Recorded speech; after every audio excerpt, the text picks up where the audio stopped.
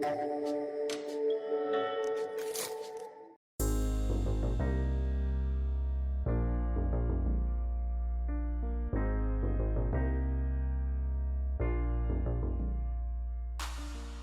afternoon, well, good evening, actually, ladies and gentlemen. It's a real pleasure to host today at this event, together with the UK Embassy here in Italy, James Cleverly, Home Secretary of the United Kingdom.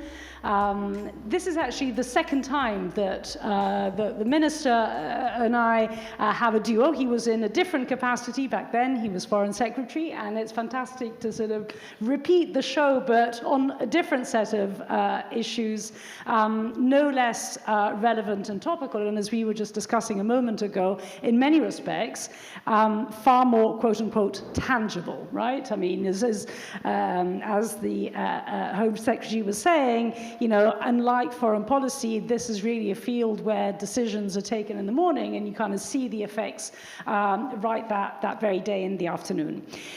So we're talking about an issue, you know, migration. The migration challenge is a global challenge, which is it's a massive structural phenomenon.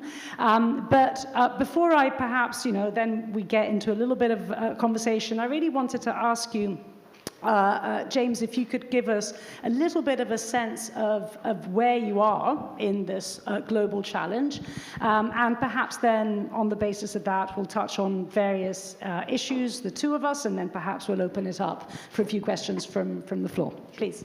Well, firstly, thank you to you for speaking with me today, and thank you to the Institute for hosting us. It's very generous. As you say, the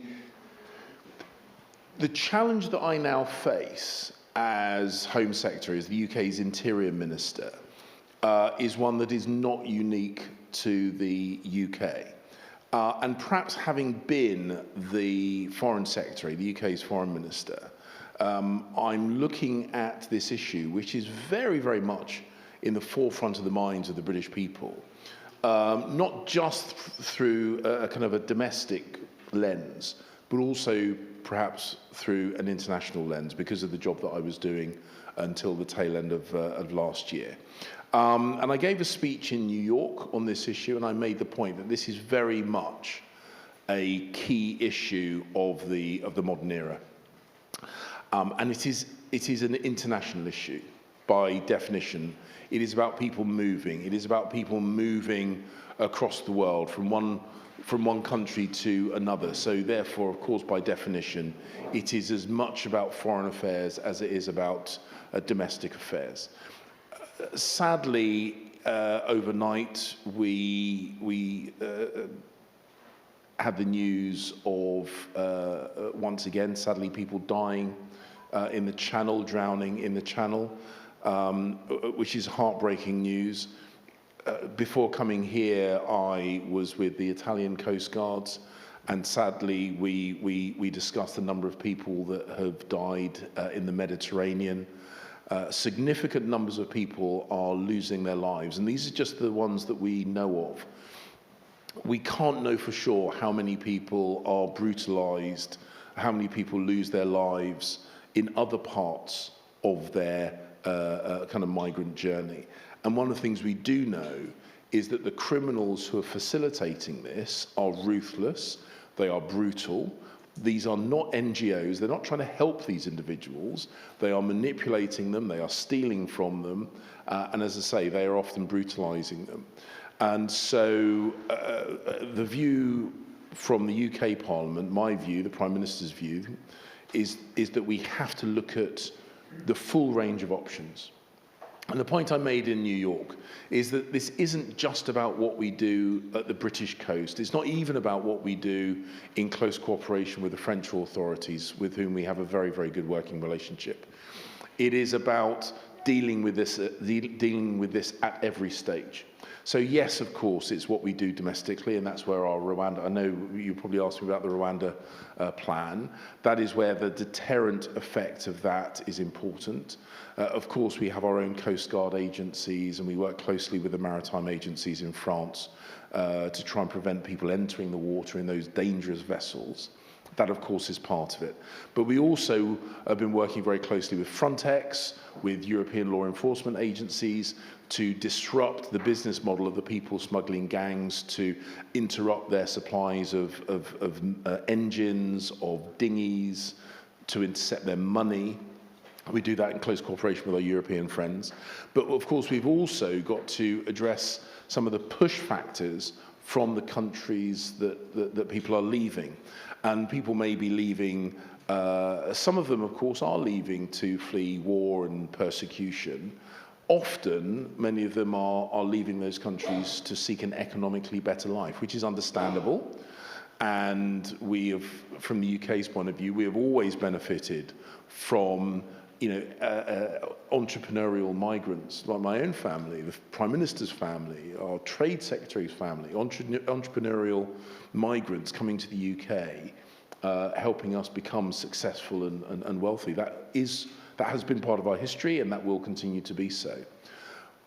But we also recognise that the scale of modern mass migration means that we cannot possibly just delegate our border control to these people smuggling gangs.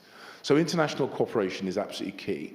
And seeing as I'm here in Rome, I'd like to put on record our gratitude to the very, very close working relationship that we have with Italy, from the head of government, so our prime ministers work very, very closely, through the ministerial cooperation, through operational cooperation, spoke as I say, with the Italian Coast Guard, who work very closely with our Coast Guard, whether it be through meetings of the G7, the EPC.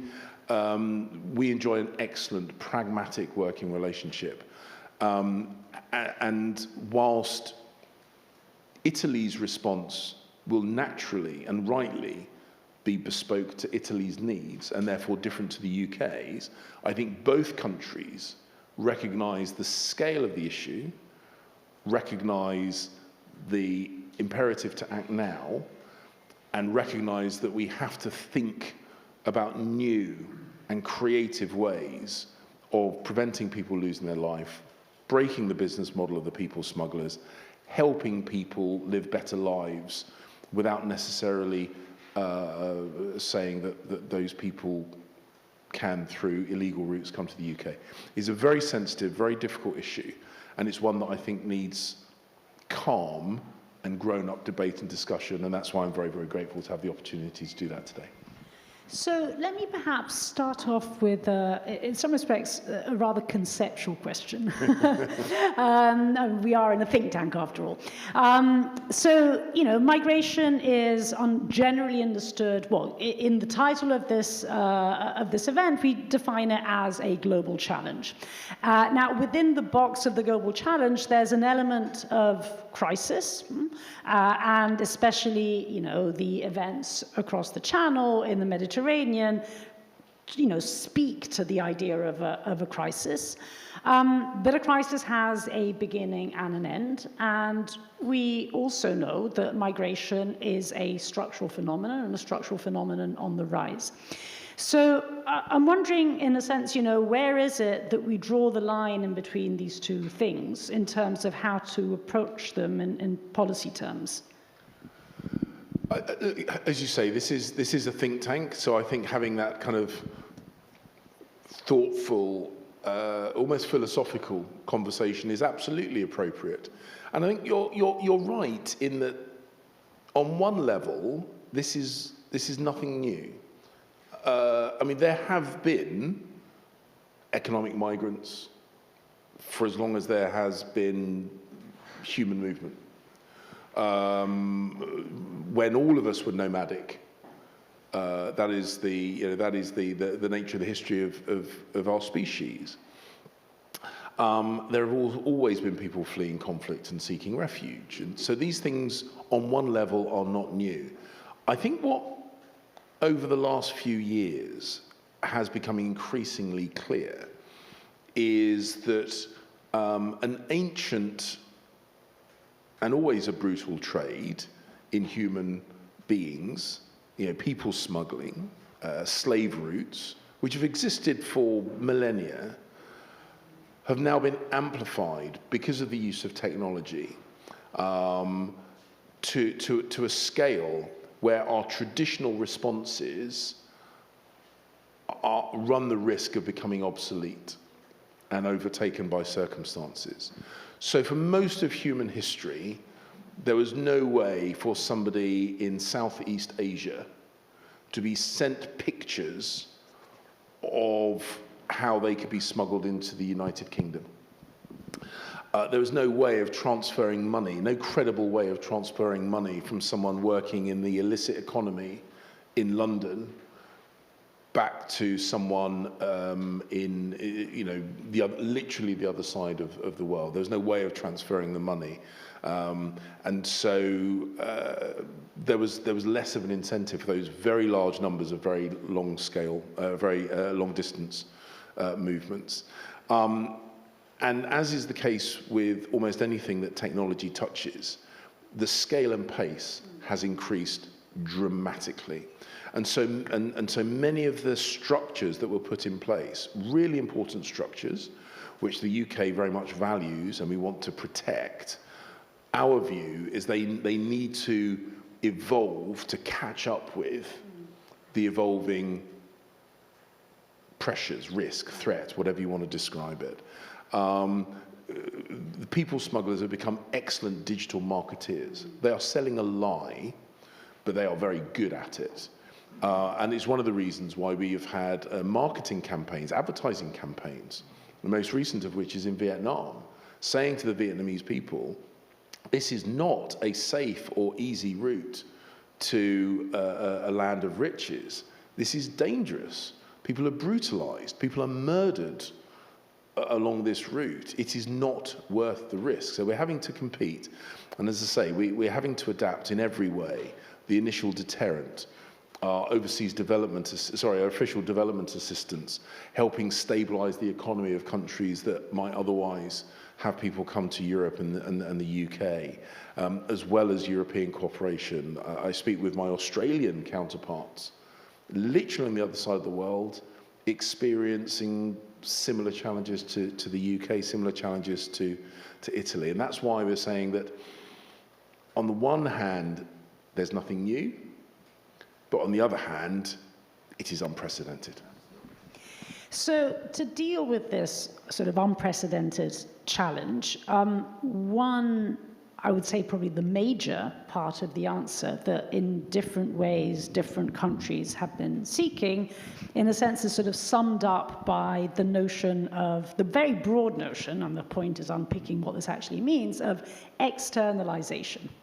And in many respects, if we think about what the European Union has been doing, we've actually been trying to do this for a number of years. I mean, again, it is not new. In many respects, the approach really does go back to the late 1990s. And by externalization, in the case of the EU, but we'll come to the UK, because I think the point here is really underlining how what is happening in the UK is similar but different.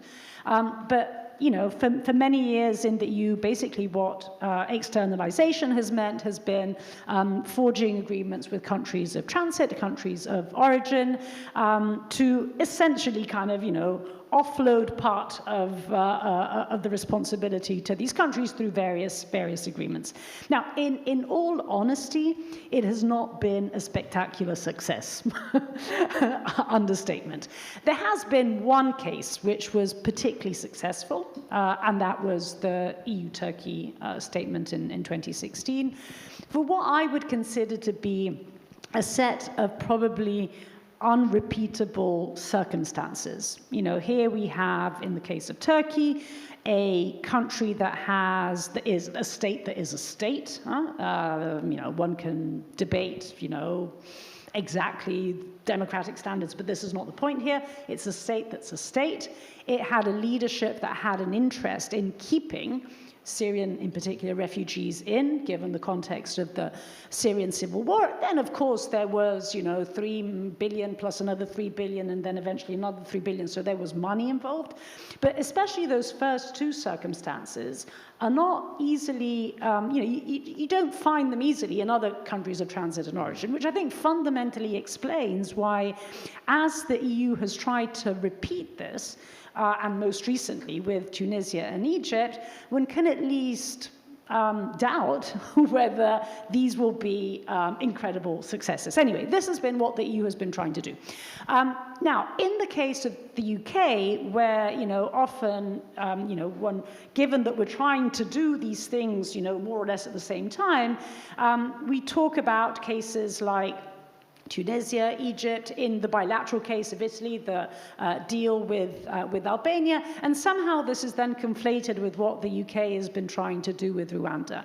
And I think it's really important, and I'm not going to say this myself, I think you should be explaining this, explain what the differences are. Yes, of course, it all falls into this broad box of externalization, but what the UK has been doing, for better or worse, without passing value judgment over it, but is actually in many respects fundamentally different from what other European countries have been doing. Yes, and when I said that the nature of mass migration, particularly illicitly facilitated, people smuggling mass migration has changed, I think demands us to be constantly innovating. And you're absolutely right that the arrangement that we are working through with the Rwandans is fundamentally different to many of the other arrangements that countries, European countries and others have had, particularly with transit countries. Now, from the UK's point of view, we've been working to try and prevent at source this mass migration. We do that through our development expenditure, try to stabilize countries, try to boost their economies, try to support their governments. We try and make the world a less turbulent place. And I think that's important. We're never going to stop doing that. But one of the things that we're looking to do with Rwanda is to make it clear to people that they shouldn't attempt this dangerous crossing of an incredibly busy sea route across the channel, because they won't be successful in their ultimate goal, which is to stay in the UK. And I visited Rwanda. The UK has a very long-standing relationship with Rwanda. It's part of the Commonwealth. It chose to join the Commonwealth. And the Rwandans are very, very keen to export solutions to global problems rather than exporting problems. And when people say, well, if Rwanda's such a lovely place, and it is an amazing country, it's a country that's been on a remarkable evolution since the genocide. If Rwanda's so nice, how can it be a deterrent? And the point we're trying to make is that the incentive of people crossing the channel from France, a cosmopolitan, wealthy, lovely country, is because they want to be and end up and finish in the UK. And what we're saying to them is, you won't finish in the UK. You'll finish in Rwanda. So don't make that dangerous journey. And Rwanda is going to work to process the asylum claims, to provide safe haven. And again, the point that we're making, and this was a big debate overnight in the UK, with people saying we have a duty to protect vulnerable people. Afghans that we'd worked with during the British military operations in Afghanistan, etc. And we're saying, yeah, we do, and we maintain our duty to try and give these people a safer life. And Rwanda is safe. And I think there is an important, almost philosophical point about what is the duty of developed nations.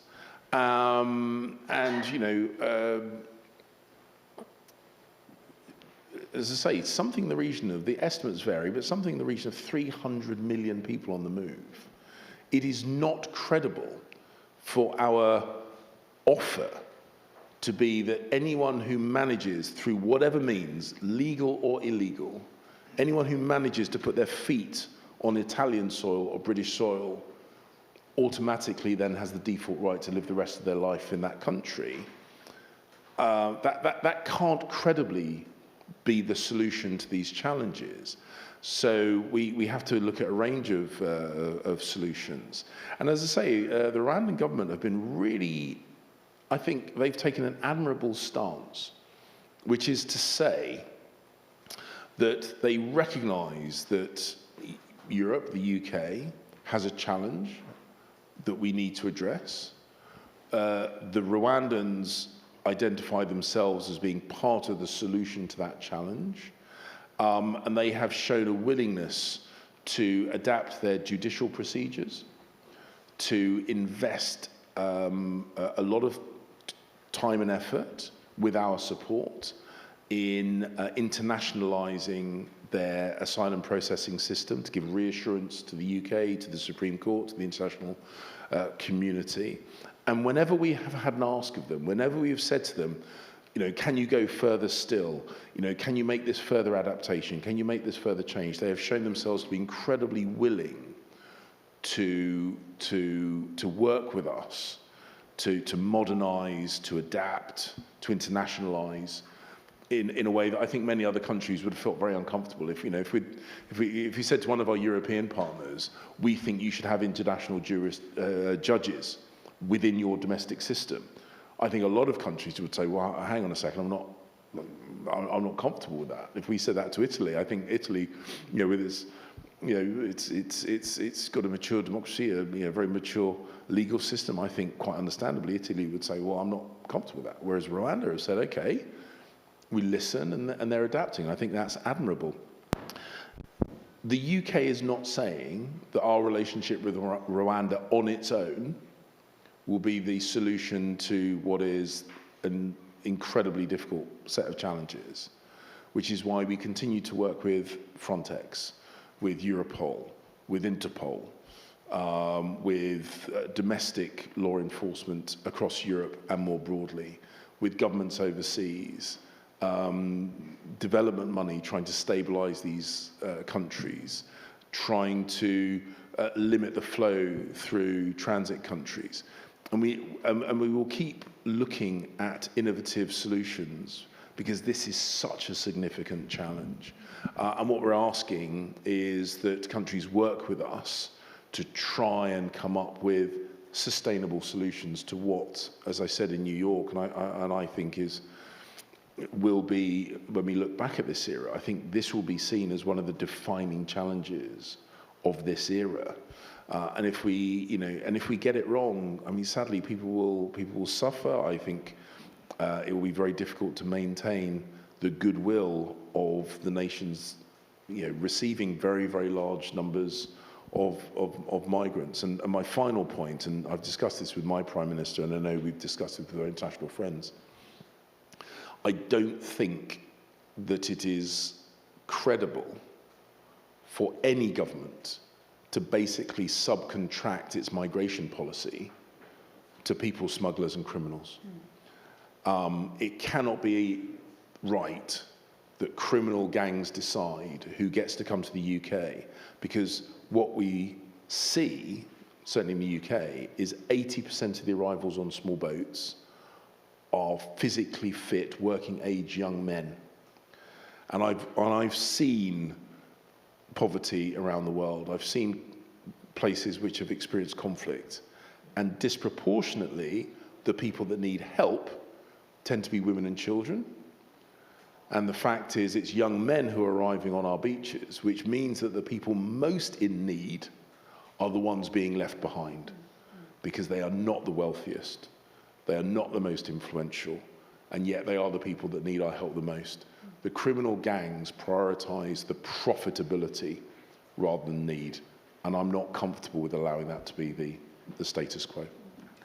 So perhaps just a couple of follow-up questions sticking to the Rwanda agreement, and then perhaps you can move on to something else. But on this, so I mean, again, to sort of underline the difference between the UK-Rwanda agreement and, say, for instance, the Italy-Albania agreement. I think it's important to highlight the fact that here we're talking about, in a sense, a far greater assumption of responsibility by Rwanda, because it's a transferal of jurisdiction. Basically, if the asylum application processed in Rwanda is accepted, that refugee will be a refugee in Rwanda, which is very different from the situation in Italy, Albania, because the jurisdiction is Italian jurisdiction. So if that asylum application is accepted, that refugee would come to Italy. So in a sense, it's a far greater assumption of responsibility that Rwanda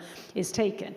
If on top of this, we add what you were saying a moment ago, i.e. that Rwanda is also accepting to have international judges kind of, poke their nose into their domestic jurisdiction. I guess the kind of, perhaps rather crude question is, what's in it for them? Well, look, I've spoken at length with the Rwandans around this, and Africa, and I'm half African, so maybe I can be a little bit more critical than others would feel comfortable, but the sad truth is that Africa as a continent is often perceived as an exporter of problems and an exporter of difficulties. And the Rwandans, they're not a big country.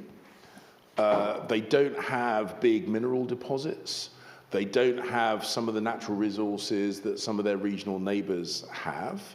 And of course, whilst they do have agricultural exports, they also recognize that if they are going to compete on the world stage, and they intend to do so, they have to be quite creative of what their kind of global offer is. And it's quite clear to me that the Rwandans want to export solutions, and that is part of what is going to be their blend, their offer to the international community. Now, we are asking the Rwandans to do something on our behalf, and as you would have with any kind of contract, any relationship like this, of course, we are paying for a service. So there is a transfer of money, and people have been critical of that. And again, I'm uncomfortable with that criticism, because often the people criticizing us for basically buying a service from another country are the same people who demand we give aid to African countries. And I'm trying to understand why it's regarded as distasteful to enter into a commercial, it's not a commercial relationship, but enter into that kind of more transactional, business-like relationship with an African country rather than a charitable relationship. Because I think it's absolutely right that African countries seek to earn the money that they receive from Western governments. That's exactly what Rwanda are doing. Rwanda are working for the financial transfers that are happening. And for me, I think that is more sustainable and more healthy than just having a relationship based on kind of aid. And countries should look to migrate out of an aid-based relationship into a trade-based relationship, whether that be trade in services or trade in products. And you're right. This is different to the relationship that Italy has with Albania. But ultimately, it's about finding ways of making sure that that people do have somewhere safe, and Rwanda is safe. And ultimately, it's... Sorry, on that point, because that was actually my other question. Yeah, on that safe point, can you perhaps speak a little bit to the, sort of your confidence, given that first time round Supreme Court said, not safe, your confidence that now those concerns are catered for? Yeah, so when the Supreme Court laid down its judgment, of course we were disappointed. But we respect, the UK respects the voice of the Supreme Court, and we read very carefully their assessment. And the Supreme Court judgment set down what they identified as a number of deficiencies in the Rwandan system when it comes to asylum processing. And what we have done is worked with Rwanda to specifically address each and every one of those deficiencies as set out by the Supreme Court, including non-refoulement. So there is now a treaty which means that Rwanda cannot and will not redeport someone back to their country of origin, which is one of the deficiencies the Supreme Court put through. They identified what they regarded as not robust enough judicial processes, which is one of the reasons why the Rwandans have worked with us to change the process to have an international element to the decision-making through the Commonwealth relationship, so that it is not exclusively Rwandan judges making the decisions. And so we went through, as I say, the decision by the Supreme Court, and we addressed in each one of them, which is why I am very, very comfortable saying that in specific terms and in general terms, Rwanda is a safe country. And the point is we are still, as a country, going to discharge our duty to the poor and dispossessed around the world. We still have a range of safe and legal routes whereby people can come to the UK. And since I was elected, we've received something in the region of 500,000 people through those safe and legal routes from Syria, from Afghanistan, from Hong Kong, and other places around the world.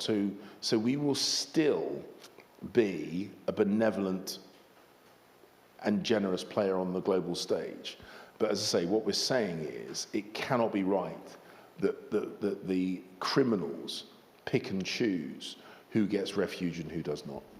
So this is actually a great segue into the other topic that I wanted to cover, which is indeed, from the irregular to the regular, and in particular, regular migration. Now, perhaps, sort of starting off from an Italian this time example, it's interesting that, here we have a government that has, been and wants to portray itself as being very tough on irregular migration, and yet it is a government that has increased it in an unprecedented way labour migration quotas.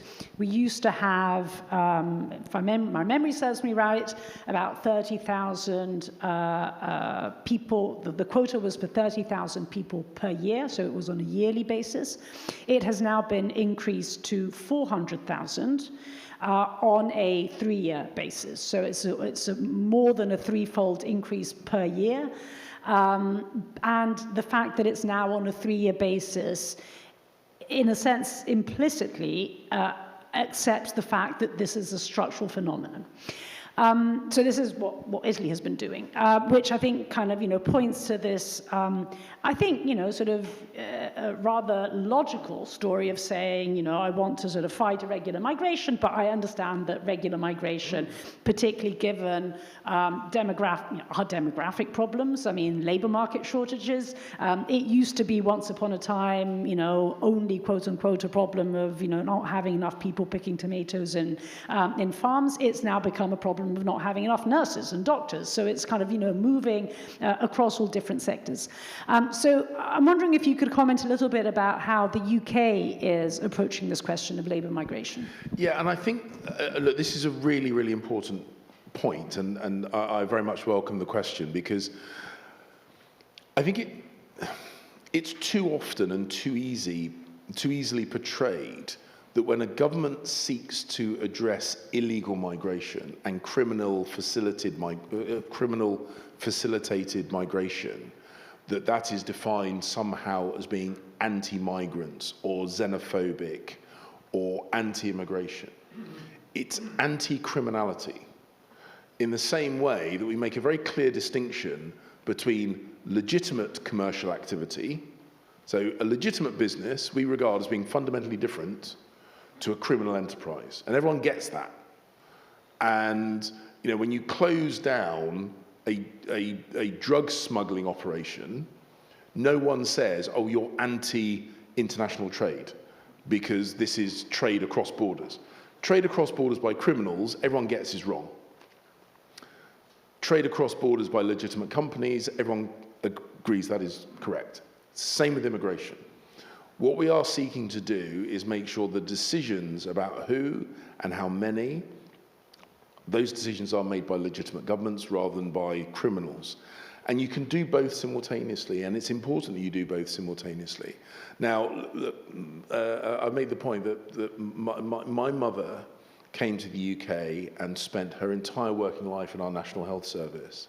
A defining point in my country's history is in the 1950s, the early 1950s, the Windrush generation from the Caribbean who were invited to come to the UK to try and help the UK rebuild its society, rebuild its economy after the Second World War.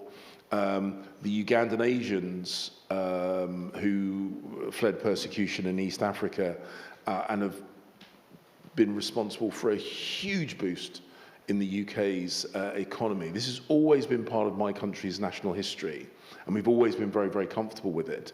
But it's always been at the behest of the British people. It's been regularised and organised. And the British, and we're not unique, we like to pretend the British have got this unique attitude to the queuing system. I think the British love queuing up. I mean, I know this is maybe not unique. The British love queuing up. Put two people in a room and they will manage to form a queue. And so, but we do have this attitude of kind of like playing by the rules, doing the right thing, the kind of queuing up. And we get very, very, very unsettled when we perceive people are abusing our hospitality, jumping the queue, behaving in a criminal way. And I suspect this is not at all dissimilar with Italy, which is that... We don't queue up. I know, but I do think... But I think there is this innate sense of fairness and right and wrong. And that, and I think societies, when they trust the system is thoughtful, organised, and fair, they have a deep repository of generosity. And Italy has been a very, very cosmopolitan country throughout its history, and I have no reason to believe that will ever change. But I do think, just as in the UK, that generosity is contingent on people feeling that generosity is not being abused. And that's why having a migration policy to address the economic needs of a country and also border control policy to prevent criminals taking over are not contradictory in the slightest. And it's really important we do both. So, in a sense, here we have, of course, doing it and implementing it is not easy, but in a sense, at least, conceptually, it's a rather neat model in which you basically say, well, I double down on contrasting irregular migration, and I do so by being creative with, different types of agreements with countries of origin, countries of transit, third countries altogether, as in the case of Rwanda. But then I also have, my regular, regular migration, regular labour migration. Is there, in this equation, which is in a sense rather neat and fair, as you were saying, is there a risk, though, that who gets squeezed? So, is there a risk of conflation, basically, between refugees and migrants? And as within that irregular migration box, obviously there will be potentially regular asylum seekers. So is there a shrinking space, basically, for asylum within this overall approach to migration, which is, in a sense, logical in many ways? It is complicated to manage these things, and there is no simple system But so we have to be sophisticated in our response. But as I say, the UK has, and they evolve over time, a range of safe and legal routes for people who are seeking refuge, and we will always, and we've done so most recently, as you know, as well as the schemes we put in place for people from Afghanistan, people from Syria and elsewhere. The two most recent, very large-scale kind of refugee systems that we've put in place is a temporary system for people fleeing the conflict in Ukraine, and a more permanent system for people who are escaping from persecution in Hong Kong. And there has been very large-scale support for both of those. There will always be individual cases as well. We have facilities for individual cases. We have mechanisms whereby we work with the UNHCR in terms of receiving refugees. So there will always be that element. It is never easy, and it's never tidy. We don't have the luxury of simple systems in this space. But we do have to, I think, put the big building blocks in place, which is about saying that there is no contradiction between our refugee responsibilities, which we take very seriously, our protection of the integrity of our border system, and regular, organised migration for the economic benefit of both the individual migrant and the society. These three strands all have to coexist, and the good governance of all of those strands, I think, is the responsibility of governments. Thank you so much. Let me take a couple of questions now.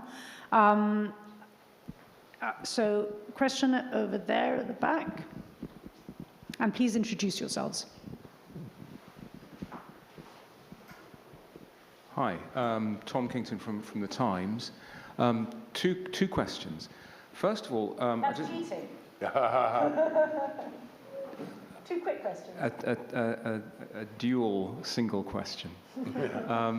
You said that Rwanda was an amazing country and had come on leaps and bounds since its troubles in the past. I just wanted to ask you for a bit more detail on that. What makes it amazing today? Second question is, the migrants who get asylum will be allowed to stay in Rwanda. What do you envisage will happen to those who are denied asylum once they're in Rwanda? What will the Rwandan government do with them? Thank you. Okay, look, so I think one of the reasons why Rwanda is working so hard to make this work, it's worth remembering that I think the majority, if not the majority, certainly a large minority, but I think the majority of government ministers in Rwanda were themselves at one point in time refugees. So they've seen the other side of the equation, and I think that has had a really profound impact on their thinking. In fact, I know it has, because I've had this conversation. With them. Since the brutal period of genocide, Rwanda has reinvented itself at an amazing pace. Kigali is it's clean, it's prosperous, it has fibre optic internet cable. My good friend Michael Tomlinson, who'd been to Rwanda on a number of occasions before being a minister, was quite disappointed to discover that Kigali was laying fibre optic internet cables before he was getting it in his Dorset constituency. So this is a country and a government who are really, really pushing to be modern, and as I say, the exporter of solutions rather than the exporter of problems. With regards to the asylum processing, those who are granted asylum get regularised status within Rwanda. Those who aren't granted asylum will not have that regularised status, but as part of the treaty, they will not be returned to their country of origin. And that's a really, really important part. So that is embedded in the treaty. That was the non-refoulement clause that the Supreme Court pointed to. So we've addressed that. Now, they won't get regularized status, but what they won't do is they won't be returned to a dangerous country of origin. In the same way that when someone in the UK doesn't get asylum application, again, they don't have regularized status. It's not always the case that we can return them to their country of origin. So it is not that different to the status that they would have in the UK, which is not regularized, but not at risk of deportation. Is there a risk of being in a kind of limbo? Well, that is a risk if they were in the UK. And that's that. I mean, that's the point that we make is that some of the challenges that are being highlighted when people talk about Rwanda are not fundamentally different to the challenges they'd have in the UK. Thank you. Question over here. Thank you very much. I'm the ambassador of Japan to the Holy See, and my country is surrounded by straits that are not as narrow as the Dover, so the problems we face are rather different. Ours would be rather of a crisis scenario. If, for example, if Beijing decides to attack Taiwan militarily, we get a horde of boat people rushing to Okinawa. But I'm interested today on the Rwanda arrangement. Something that BBC hasn't told me yet, that is to say, Rwanda will be facing the same kind of challenges that the UK will not have to face thanks to this arrangement, that is to say, unskilled labor, for example, or a lack of communication tools, or people not queuing up. So how does Rwanda see this as a fair deal? Well, thank you, and it is a really important point, of course, that Rwanda is at a very different stage of its economic journey. For example, one of the byproducts of the genocide is for a country of a fairly modest population, it lost a very significant number of its people. So Rwanda, I mean, this is probably maybe a bit clunky with my phraseology, but Rwanda is slightly underpopulated, and that there is definitely capacity for both the individuals who are being relocated to Rwanda to be financially much more better off than they would be perhaps from their country of origin, but also for Rwanda as a nation to be much more economically better off. So there's a genuine mutual benefit. Now, as I said, as part of the partnership, there is a transfer of funds from the UK to Rwanda. That, of course, will help their economy. But the people that they will be accepting into their society and into their economy will help their economy grow. So it's one of these, we envisage this as being a real three-way benefit. It helps the UK manage, as I described, a real challenge with regard to criminally facilitated illegal migration. It helps the individuals who are seeking a safe and prosperous life to have a safe and prosperous life. And it helps Rwanda grow its economy and be the modern society that they are aspiring to become and working very hard to become. So it's a genuine mutual benefit, which is why we believe it's sustainable. It is something that we think should be supportive. And really people, there's been a lot of lazy headlines, and I feel quite strongly about this, a lot of lazy headlines about the Rwanda scheme without actually looking at the detail of what's going on. Let me take a final question over here. Thank you for your presentation, Mr. Minister. I think you had a very long process from the proposal of the new system of the new bill till the approval. It was a 2 years process, and I think you had enough time and enough attention to pay to all the relevant aspects. Now, two very short and perhaps innocent points. First, how convinced are you by the fact that this system will be discouraging for the ones who try and get to the UK to seek asylum? provided that I fully agree with you that priority must be the struggle against the criminal gangs, the criminal organizations that exploit these poor people. How convinced are you that the system can really discourage people that have perhaps connections in the UK, that have relatives that are exposed to the power of attraction of the UK? Second and last question.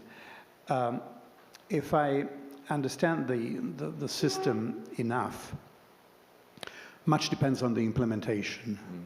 Much will depend on the implementation.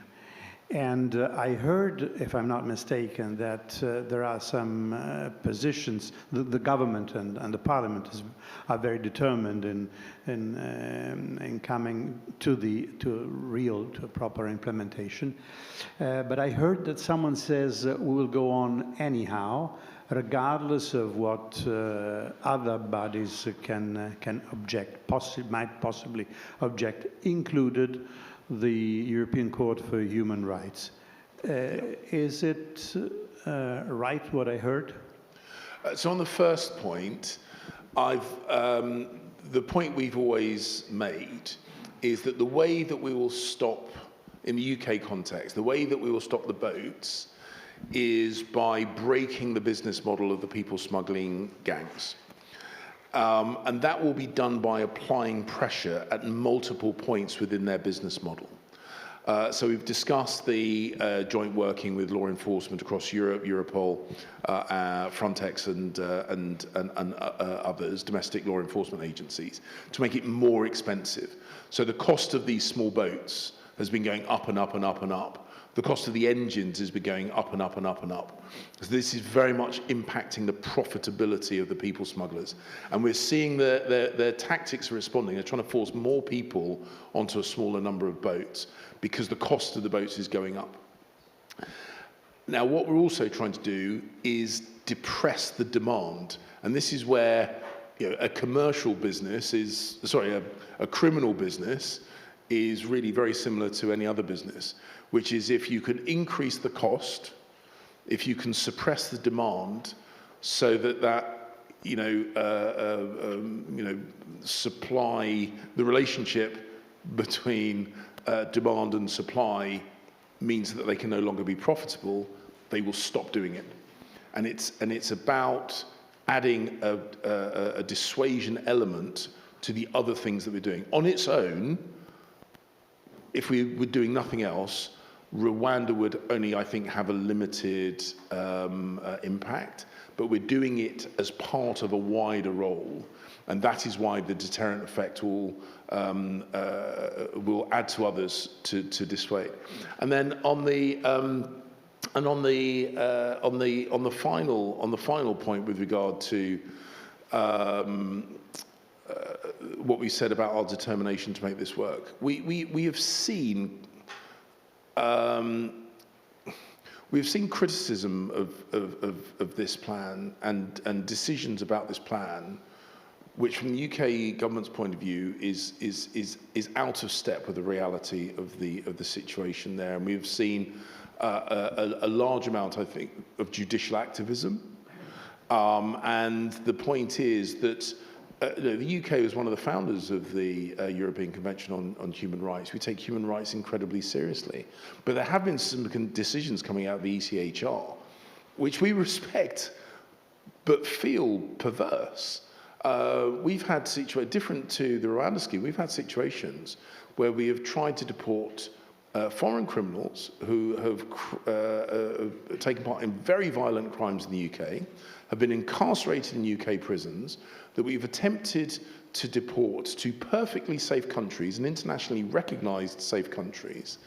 And their defense for not being deported is that they have fathered a number of children by a number of women, sometimes in very abusive relationships, and they now have a protection for family life of children that they have never met, have had no engagement with, and were fathered in abusive relationships.